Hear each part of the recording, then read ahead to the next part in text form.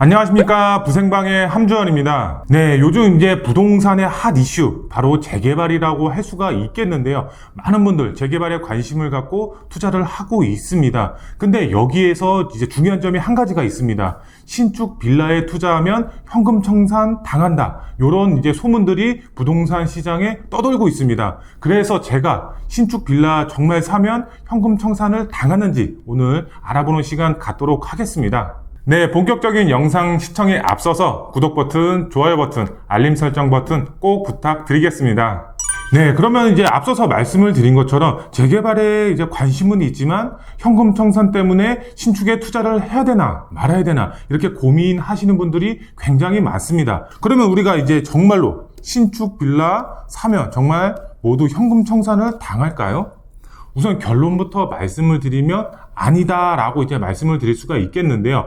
현금 청산의 경우는 뭐 말 그대로 이제 사업성이 없을 때 아니면 정말 부당한 이익을 챙기는 분들을 이제 걸러내기 위해서 현금 청산을 한다라고 이제 보시면 좋을 것 같은데요. 이런 현금 청산, 공시지가로 현금 청산을 하기 때문에 굉장히 이제 불이익이 따른다라고 이제 볼 수가 있겠는데요. 대부분 이제 공시지가는 이제 50%에서 70% 안에 공시지가가 이제 형성이 되어 있기 때문에 많은 금액적인 손실을 볼 수밖에 없습니다. 그렇기 때문에 우리가 투자에 있어서 현금 청산을 안 당할 수가 있게끔 투자하는 게 이제 핵심 포인트라고 할 수가 있겠는데요. 오늘 현금 청산을 당하지 않을 수 있는 방법과 어떻게 하면 이제 대처 방안을 마련할 수가 있는지 이것에 대해서 알아보는 시간 갖도록 하겠습니다. 네, 그러면은 우리가 현금 청산을 당하지 않기 위해서 가장 먼저 체크해야 될 부분이 있습니다. 바로 권리 산정 기준일입니다. 권리 산정 기준일은 말 그대로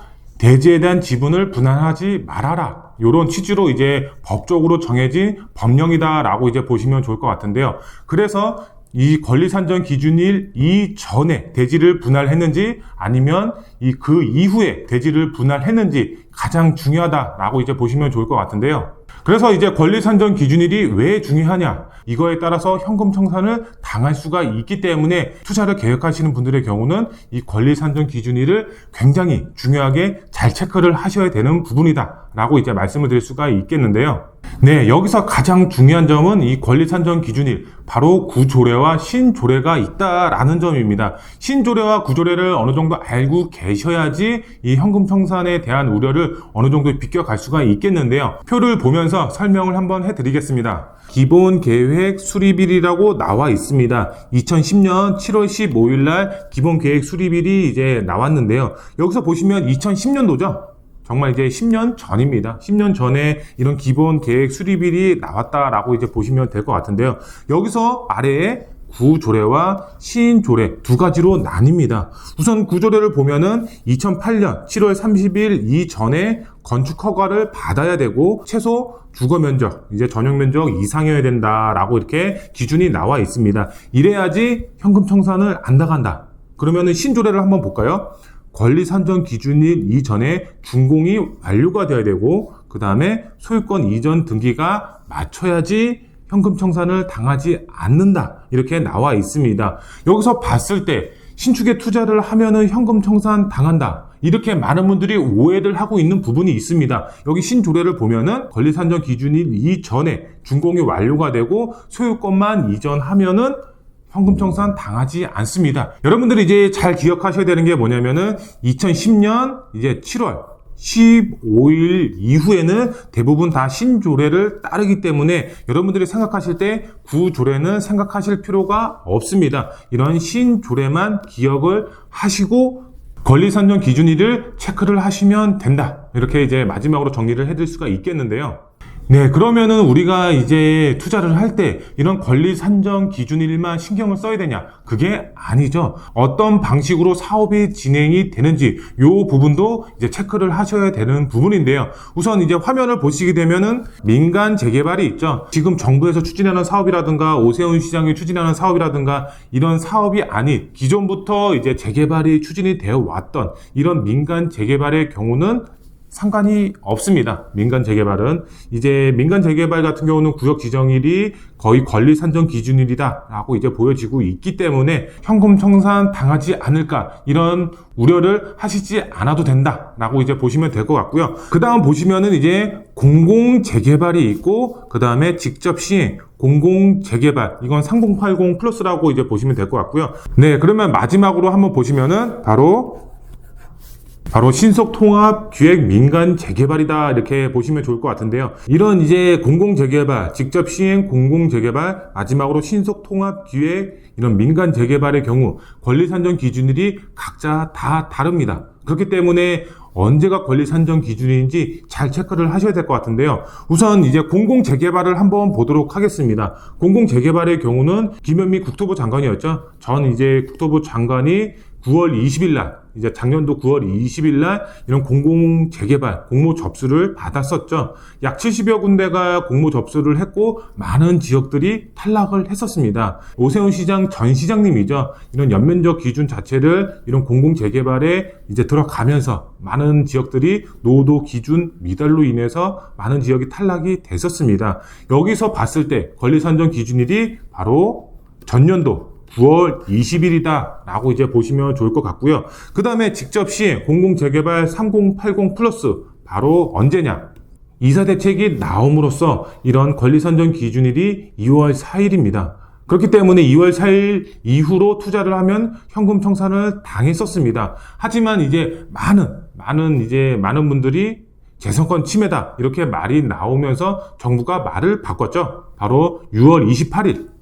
여기서 6월 28일로 권리 산정 기준일이 변경이 되면서 현금 청산 당하는 일이 6월 29일 이후로 투자를 하면 현금 청산이다 라고 이제 보시면 좋을 것 같은데요. 여기서 정말 중요한 점이 한 가지가 있습니다. 바로 공공 재개발의 경우는 권리 산정 기준일이 공모일날 바뀝니다. 그러면은 공공 재개발 기준일이 올해로 변경이 됩니다. 하지만 직접 시행 공공 재개발의 경우는 6월 28일 이후로 투자를 하면 현금 청산이 그대로 유지가 됩니다. 뭐 예를 들어서 설명을 한번 해볼까요? 우리가 A라는 지역이 있습니다. 이런 A라는 지역에 내가 투자를 했어. 갭 투자를 했어. 근데 여기는 아무런 사업이 추진이 되지 않았었는데 갑자기 내년이 돼서 직접 시행 공공 재개발로 선정이 되었을 때, 그러면은 현금 청산 당하는 일이 작년도 6월 28일이기 때문에 많은 사람들이 현금 청산을 당합니다. 그렇기 때문에 재선권 침해다, 이런 이제 논란이 계속적으로 지금도 나오고 있는 상황입니다. 그렇기 때문에 이 부분에 대해서 정말 잘 판단을 하셔야 된다라고 이제 보시면 될 것 같고요. 그 다음에 마지막으로 신속통합 기획 민간 재개발의 경우는 바로 권리 산정 기준일이 9월 23일입니다.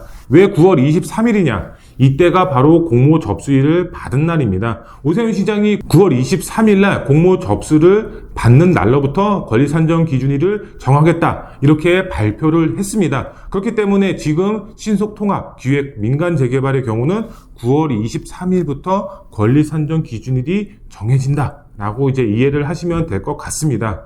네, 제가 이제 저번 영상으로도 이제 말씀을 드렸는데요. 서울시 6대 규제 완화책 적용 민간 재개발 후보지 첫 공모 23일부터 접수가 된다라고 이렇게 말씀을 드렸던 적이 있습니다. 여기서 우리가 봤을 때 권리 산정 기준일, 이 권리 산정 기준일이 바로 9월 23일 날 권리 산정 기준일이 정해집니다. 많은 분들이 놓치시는 부분이 바로 요겁니다. 공모 접수랑 권리 산정 기준일이랑 뭔 상관이야? 이렇게 말씀하시는 분들이 많이 있는데, 오세훈 시장이 이 자료를 발표를 할 때 권리 산정 기준일을 바로 공모 접수일로 하겠다, 이렇게 발표를 했기 때문에 요 부분에 대해서 정말 잘 짚고 넘어가셔야지 현금 청산 당하지 않는다라고 이제 보시면 될 것 같고요.